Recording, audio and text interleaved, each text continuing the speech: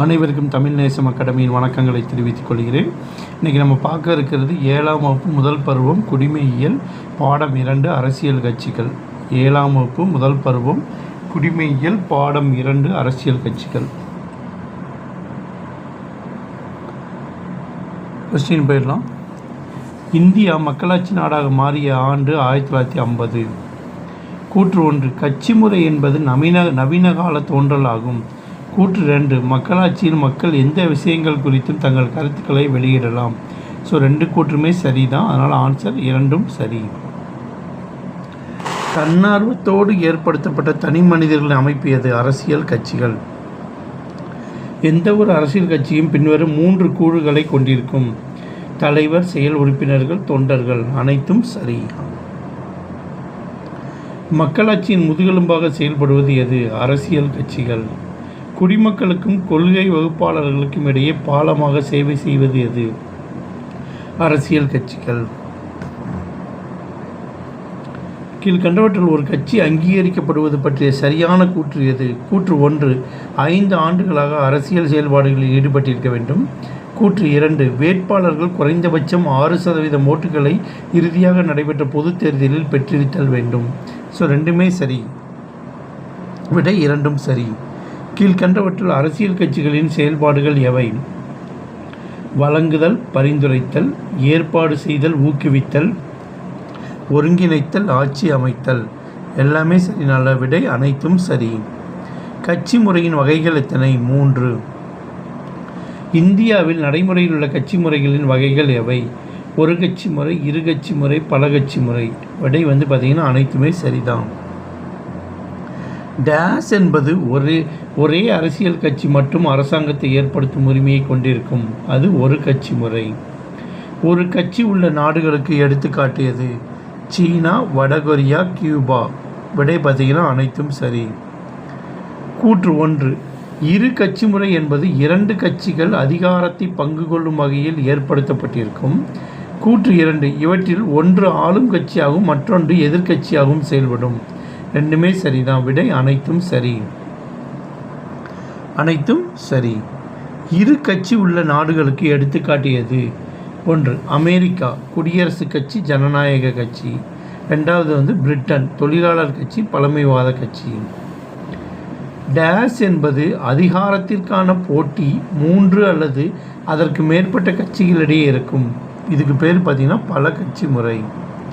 பல கட்சி உள்ள நாடுகளுக்கு எடுத்துக்காட்டியது: இந்தியா, பிரான்ஸ், நார்வே, ஸ்வீடன். எல்லாமே சரிதான். விடை அனைத்தும் சரி. தொழிலாளர் கட்சி மற்றும் பழமைவாத கட்சி என்ற இரு கட்சி உள்ள நாடு எது? பிரிட்டன். குடியரசுக் கட்சி மற்றும் ஜனநாயக கட்சி என்ற இரு கட்சி உள்ள நாடு எது? அமெரிக்க ஐக்கிய நாடுகள். இந்தியாவில் கட்சி முறை டேசாம் நூற்றாண்டு பிற்பகுதியில் தோன்றியது? 19ஆம் நூற்றாண்டு பிற்பகுதியில். கூட்டாட்சி அமைப்பினை பின்பற்றும் நாடுகளில் எத்தனை வகையான கட்சிகள் காணப்படுகின்றன? 2 வகையான கட்சிகள். உலகின் அதிக எண்ணிக்கையிலான கட்சிகள் காணப்படுகின்ற நாடு எது? இந்தியா. இந்திய கட்சிகளின் படிநிலைகள், அதாவது தேசிய கட்சிகள், மாநில கட்சிகள், சுயேட்சைகள். எல்லாமே சரிதான். விடை அனைத்தும் சரி. கூற்று 1, இந்திய தேர்தல் ஆணையம் ஒரு சுதந்திரமான சட்டப்படியான அமைப்பாகும். கூற்று 2, தேர்தல் ஆணைய தலைமையிடம் அமைந்துள்ள இடம் புதுதில்லி ஆகும். 2மே சரிதான். ஸோ விடை கூற்று 1 மற்றும் 2 சரி. தேசிய கட்சிகள் பற்றிய கூற்றுகள். கூற்று 1, மக்களவைத் தேர்தலில் அல்லது 4 மாநிலங்களுக்கான சட்டமன்ற தேர்தலில் செல்லத்தக்க மொத்த வாக்குகளில் ஒரு கட்சி 6% வாக்குகளை பெற்றிருத்தல் வேண்டும். கூற்று 2, 1 அல்லது 1க்கும் மேற்பட்ட மாநிலங்களில் 4 மக்களவைத் தொகுதிகளில் வெற்றி பெற்றிருக்க வேண்டும். கூற்று 3, இறுதியாக நடைபெற்ற மக்களவைத் தேர்தலில் குறைந்தபட்சம் 3 மாநிலங்களில் 2% தொகுதிகளில் வெற்றி பெற்றிருக்க வேண்டும். ஸோ எல்லாமே சரியான விடை. கூற்று 1, 2, 3 சரி. எந்த கட்சியிலும் சேராமல் தானாக மக்களவை அல்லது மாநில சட்டமன்ற தேர்தலில் போட்டியிடும் நபர் சுயேட்சை வேட்பாளர். பிராந்திய மாநில கட்சிகள் பற்றி கீழ்கண்ட கூற்றுகளை ஆராய்க.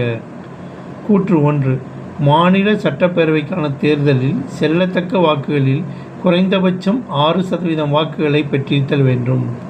கூற்று 2 25 தொகுதிகளுக்கு ஒரு மக்களவைத் தொகுதி அல்லது சட்டப்பேரவைத் தேர்தலில் குறைந்தபட்சம் 2 தொகுதிகளில் வெற்றி பெற்றிருத்தல் வேண்டும். கூற்று 3 மாநில சட்டமன்ற மொத்த தொகுதிகளில் 3% தொகுதிகளில் வெற்றி பெற வேண்டும்.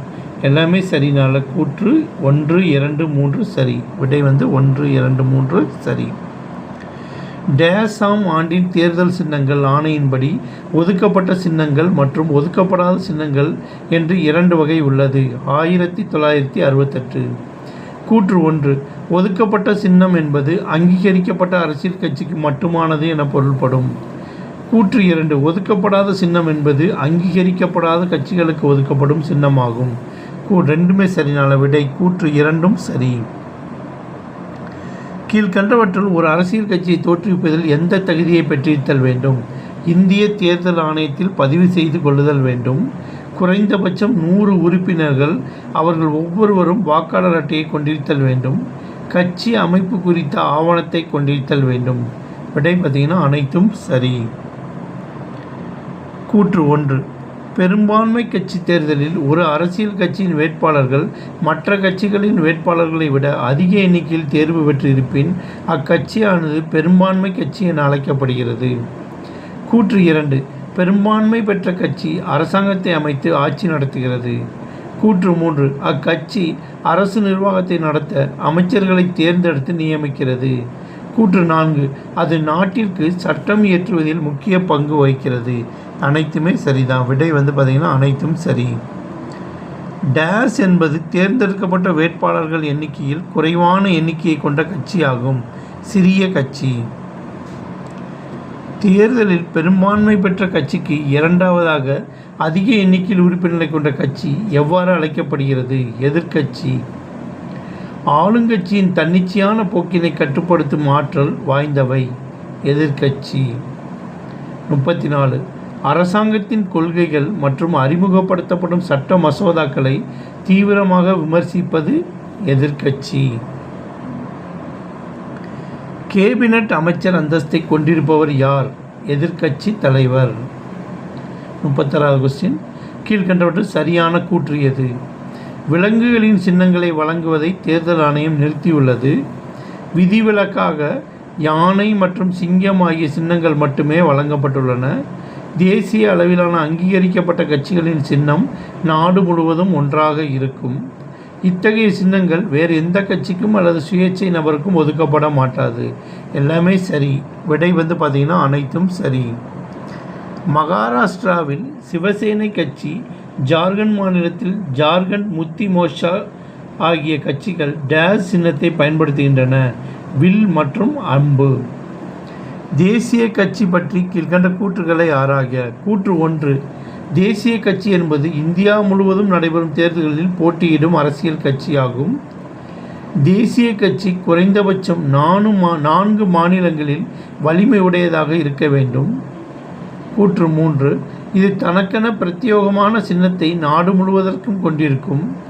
கூற்று 4 இது மாநில, தேசிய மற்றும் சர்வதேச விவகாரங்களை தீர்த்து வைக்கிறது. எல்லாமே சரி. விடை பார்த்தீங்கன்னா அனைத்தும் சரி.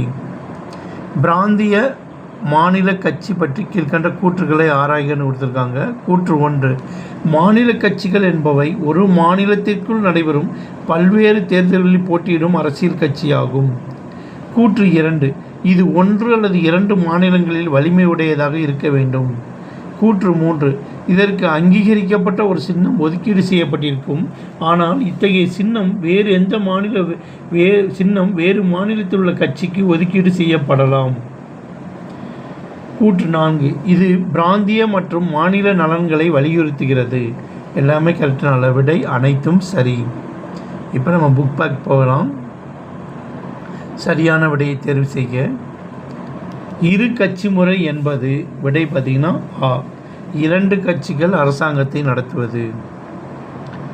இந்தியாவில் காணப்படும் கட்சி முறை விடை பார்த்தீங்கன்னா இ பல கட்சி முறை.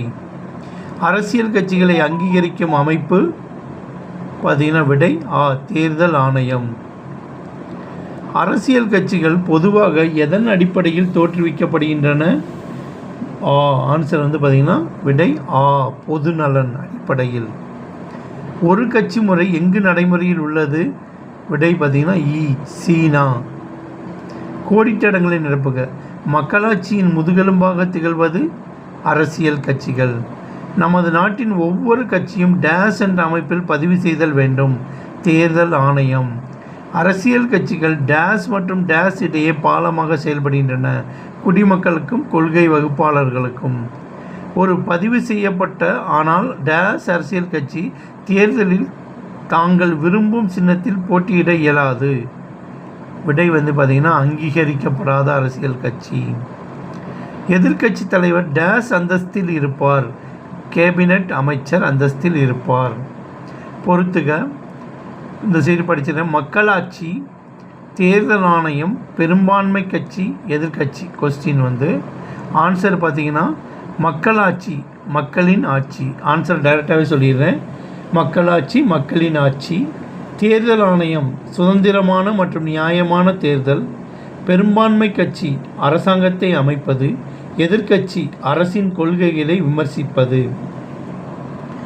கீழ்காணும் கூற்றுகளை ஆய்வு செய்து பொருத்தமான விடையை தேர்வு செய்யணும்.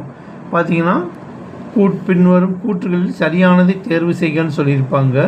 கொஸ்டின் பார்த்தீங்கன்னா இதில் எது ஆன்சர் அப்படின்னு பார்த்தீங்கன்னா 4 இது இருக்கு இல்லையா, இதில் கூற்றில் சரியானதை மட்டும் தான் தேர்வு செய்யணும். அப்படி பார்த்தீங்கன்னா ஃபஸ்ட்டு உள்ளது, நாட்டில் உள்ள ஒவ்வொரு கட்சியும் தேர்தல் ஆணையத்தில் பதிவு செய்து கொள்ளுதல் வேண்டும். தேர்தல் ஆணையம் அனைத்து கட்சிகளையும் சமமாக நடத்துகிறது.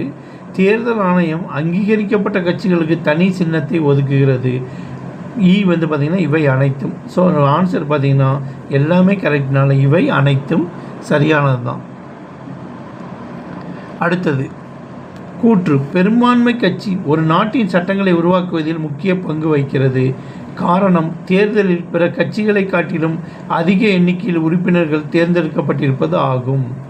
சரியா? இதன் ஆன்சர் 4 இதில் எதுக்காருன்னு பார்த்தீங்கன்னா தான் ஆன்சர். காரணம் கூற்றிற்கான சரியான விளக்கமாகும். காரணம் கூற்றிற்கான சரியான விளக்கம் ஆகும். அதுதான் கரெக்டான ஆன்சர். இன்றைக்கி நம்ம பார்த்தது 7ஆம் வகுப்பு முதல் பருவம் குடிமையியல் பாடம் 2 அரசியல் கட்சிகள். இந்த வீடியோவை லைக் பண்ணுங்கள், ஷேர் பண்ணுங்கள், மறக்காமல் சப்ஸ்கிரைப் பண்ணி வச்சுக்கோங்க. எங்களுடைய சேனலை சப்ஸ்கிரைப் பண்ணி வச்சிட்டிங்கன்னா நாங்கள் அடுத்தடுத்து போடுற வீடியோஸ் உங்களுக்கு என்ன செஞ்சிட்ருக்கோம், ரெகுலராக ஆட்டோமேட்டிக்காக அப்டேட் ஆகிட்டே இருக்கும். நீங்கள் என்ன செஞ்சுக்கலாம், அடுத்தடுத்து பார்த்துக்கலாம். அதே மாதிரி எங்களுடைய பழைய வீடியோஸ் எல்லாமே பார்த்தீங்கன்னா ஒவ்வொரு வீடியோக்குள்ளேயும் டிஸ்கிரிப்ஷனில் லிங்க் கொடுத்துருப்போம். அதை கிளிக் பண்ணி நீங்கள் என்ன செஞ்சுக்கலாம், பழைய வீடியோஸ், மாடல் கொஸ்டின் பேப்பர் எல்லாமே பார்த்துக்கலாம். ஸோ இதை உங்கள் ரிலேட்டிவ்ஸ், தெரிஞ்சவங்க, உங்கள் ஃப்ரெண்ட்ஸ் யாரெல்லாம் எக்ஸாமுக்கு ப்ரிப்பேர் பண்ணிட்டு இருக்காங்களோ அவங்களுக்கு அனுப்புங்க. இது ரொம்ப யூஸ்ஃபுல்லாக இருக்கும். ஸோ வீடியோவை லைக் பண்ணுங்கள், ஷேர் பண்ணுங்கள், மறக்காமல் சப்ஸ்கிரைப் பண்ணுங்கள்.